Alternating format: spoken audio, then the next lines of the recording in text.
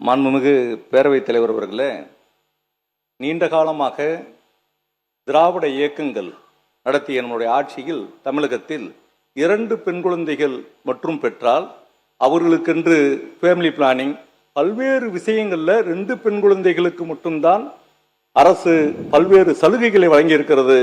குடும்ப கட்டுப்பாட்டை இந்த தமிழ்நாடு அரசு மிகவும் கடினமான முறையில் நம்மளுடைய பப்ளிக் ஹெல்த் மூலியமாக பின்பற்றி இருக்கிறார்கள். ஆனால் அரசுக்கு 3வது குழந்தை, நாங்கள் இதில் ஒன்றும் மாற்று கருத்து இல்லை, 3வது குழந்தை பெற்றால் 365 நாள் அவர்களுக்கு 1 ஆண்டு காலம் மறுபடியும் ஒரு மெட்டர்னிட்டி லீவ் நீங்க கொடுக்கணும்னு சொல்லும் போது, இது மற்ற பாமரர்களுக்கும் சாதாரண விவசாய பெருங்குடி மக்களுக்கும் 3வது குழந்தை பெற்றால் அரசினுடைய சலுகை திட்டத்தில் அவர்கள் அத்தனை பேரும் ஏற்றுக்கொள்ளப்படுவார்களா, சேர்த்துக்கொள்ளப்படுவார்கள் என்ற வினாவை மாண்புமிகு அமைச்சர்களிடம் வைக்கிறேன். மாண்புமிகு பொதுப்பணி மற்றும் விளையாட்டு மேம்பாட்டுத்துறை அமைச்சருடைய பதிலுரை.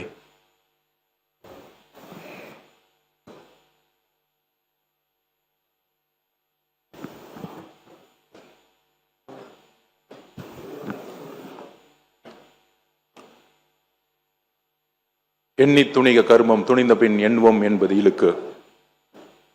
மாண்புமிகு பேரவைத் தலைவர் அவர்களே, 2026 தேர்தல் பிரச்சாரத்தில் எதிர்கட்சிகள், அனைத்து எதிர்கட்சிகள், 1 அல்ல 2 அல்ல, கிட்டத்தட்ட ஒரு 41 கட்சிகள் எதிர்த்து நின்று தமிழகத்தில் முதல் முறையாக 2016 அம்மா அவர்கள் தனித்து நின்றார்கள். ஆளும் கட்சி மிகப்பெரிய பலம், முதலமைச்சராக இருந்த செல்வாக்கு. ஆனால் எங்களுடைய அண்ணன், எங்களுடைய தலைவர், மாண்புமிகு முதலமைச்சர் திரு சி. ஜோசப் விஜய் அவர்கள் தனியாக பிரச்சாரத்தை மக்கள் துணையுடன், பெண்கள் துணையுடன், இளைஞர்கள் துணையுடன் 41 கட்சிகளை எதிர்த்து நின்று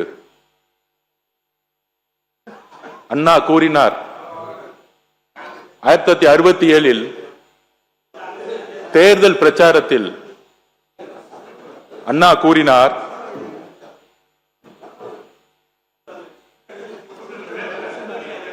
எந்த குறுக்களையும் அனுமதிக்க முடியாது. பதில் உரைக்கு பிறகு 4:18 ஆயிடுச்சு.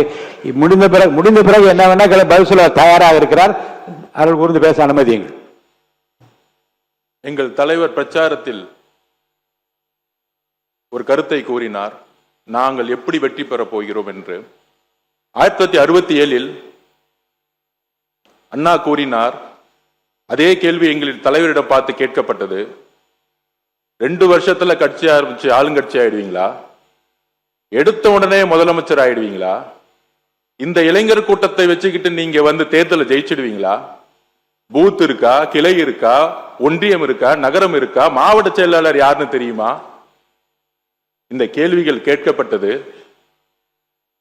அண்ணா கூறினார் தன்னுடைய தேர்தல் பிரச்சாரத்தில், அண்ணாவுடைய தேர்தல் பிரச்சார வரலாற்றை இன்றைய அரசியல்வாதிகள் சரியாக இன்னும் படிக்கவில்லை.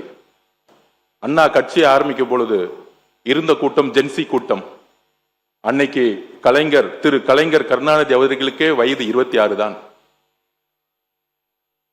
அப்படி 26 இருந்து 40 வயசை ஒரு இளைஞர் கூட்டத்தை எங்களுடைய தலைவர் உருவாக்கி அதை அண்டர் எஸ்டிமேட் பண்ணும் பொழுது இதே அண்ணா கூறினார், முடியுமா, காலம் சரியுமா, போதுமான பலம் இருக்கிறதா, நாளை வரை பொறுத்திருக்க கூடாதா என்ற பேச்சுகள் இளைஞருக்கு இருக்காது.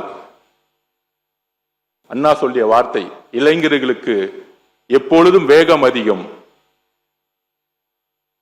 விவேகமும் அதிகம். அப்படி 2026 1967 வெற்றி, அதற்கு பின்பு 1977 ஏற்பட்ட இன்னொரு புரட்சி, அதற்கு பிறகு 2026 தேர்தல் வெற்றி என்பது ஒரு சாதாரண வெற்றி கிடையாது.